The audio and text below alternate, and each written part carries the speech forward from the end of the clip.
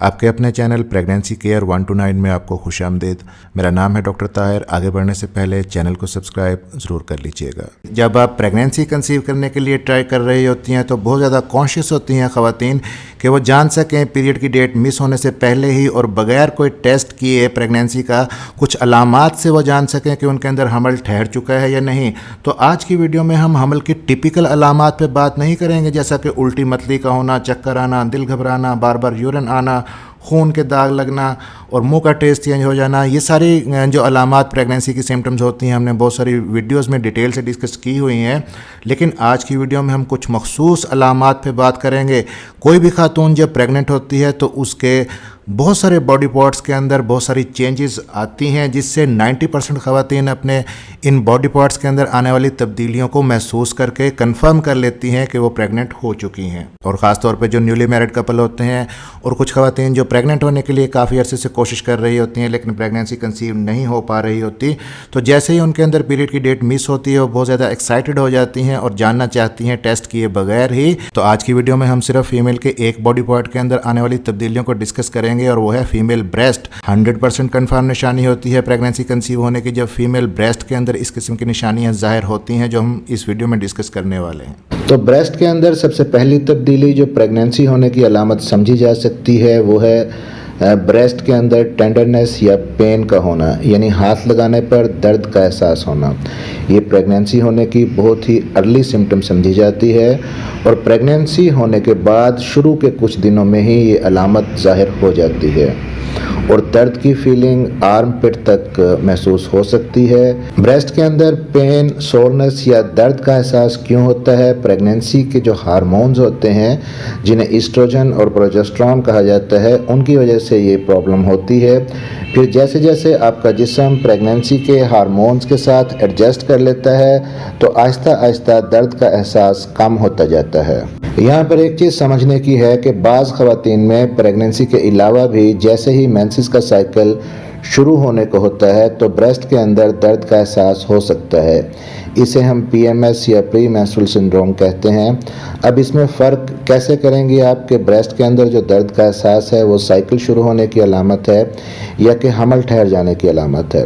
तो अगर तो ब्रेस्ट के अंदर दर्द का एहसास आपको उस वक्त शुरू होता है जब आपका साइकिल तकरीबन शुरू होने वाला होता है, शुरू होने में तकरीबन 1 हफ्ता अगर बाकी हो, तो मोस्ट प्रोबेबली ये अलामत मेंस्ट्रुअल साइकिल शुरू होने वाला है इस वजह से है, प्रेगनेंसी होने की वजह से नहीं। लेकिन अगर ब्रेस्ट के अंदर ये अलामत आपको तकरीबन साइकिल के मिड में शुरू होती है तब आप सोच सकती हैं कि ये प्रेग्नेंट होने की वजह से ऐसा हो सकता है। और दूसरी अलामत ब्रेस्ट के अंदर आपको ये महसूस होगी कि ब्रेस्ट आपको पहले की निस्बत स्वोलन यानी कि सूजी हुई महसूस होगी और धीरे धीरे ब्रेस्ट के साइज़ में इजाफा होता जाएगा।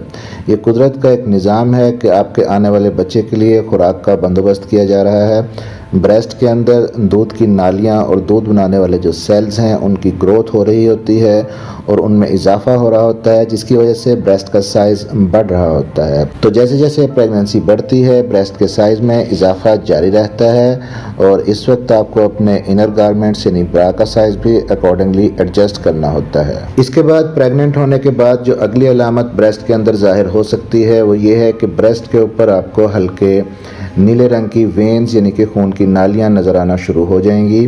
वेन्स इसलिए विजिबल हो जाती हैं कि जैसे जैसे प्रेगनेंसी बढ़ती है, आपके बेबी की ग्रोथ होती है तो आपके सारे जिस्म के अंदर खून का वॉल्यूम और खून की सर्कुलेशन बढ़ जाती है।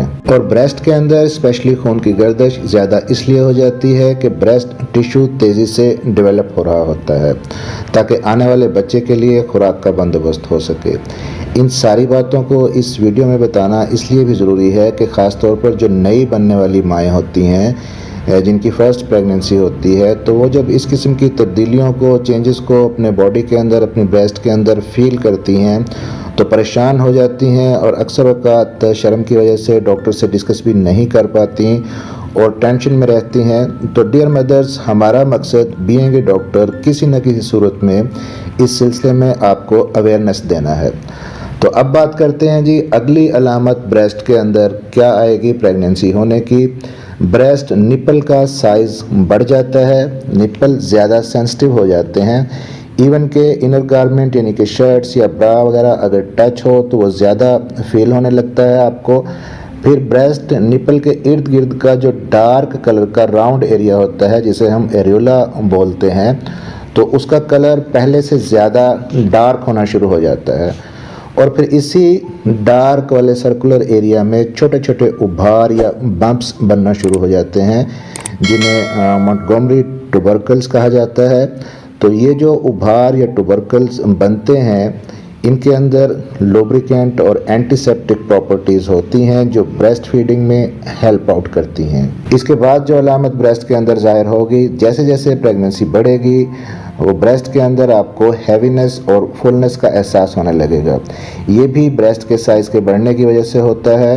और ब्रेस्ट का जो इंटरनल स्ट्रक्चर है, मिल्क बनाने वाले जो सेल्स हैं और डक्ट्स हैं, उनकी ग्रोथ की वजह से फुलनेस का एहसास होता है।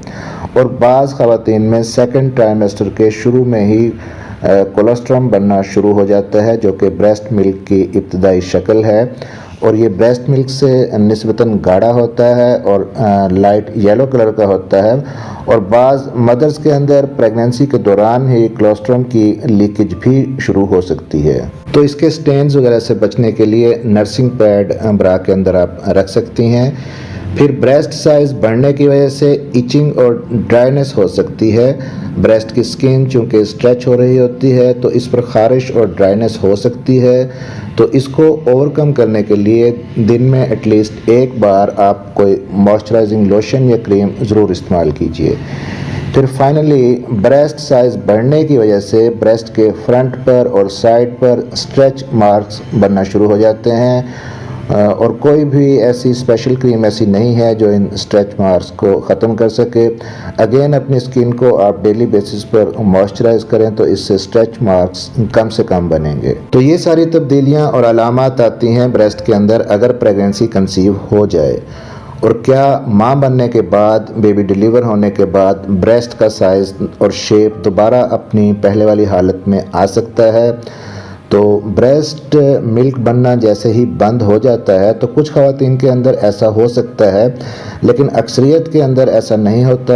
और अगर हो भी सही तो थोड़ा बहुत साइज़ इंक्रीज़ रह जाता है और इलास्टिसिटी भी कुछ ना कुछ लूज़ हो जाती है। और फिर ये डिपेंड करता है आपके जेनेटिक्स पर और कितने अरसे तक आपने अपने बेबी को ब्रेस्ट फीड करवाया है, इस चीज़ पर डिपेंड करता है। और आपका वेट किस तरह से फ्लक्चुएट हुआ है प्रेगनेंसी के दौरान और प्रेगनेंसी के बाद, इन चीज़ों पे भी डिपेंड करता है कि आपके ब्रेस्ट का साइज़ दोबारा उस शेप में, उस साइज़ में आ सकेगा कि नहीं। चैनल को सब्सक्राइब जरूर कर लीजिएगा क्योंकि इस चैनल पर प्रेगनेंसी से रिलेटेड बहुत ही हेल्पफुल वीडियोस आपके लिए मौजूद हैं। और बेल नोटिफिकेशन ऑन कर लीजिएगा ताकि प्रेगनेंसी केयर 1 to 9 की नई आने वाली वीडियो आप तक पहुंच सके। अगली किसी वीडियो में मिलते हैं, तब तक के लिए अल्लाह हाफिज़, अपना ख्याल रखिएगा।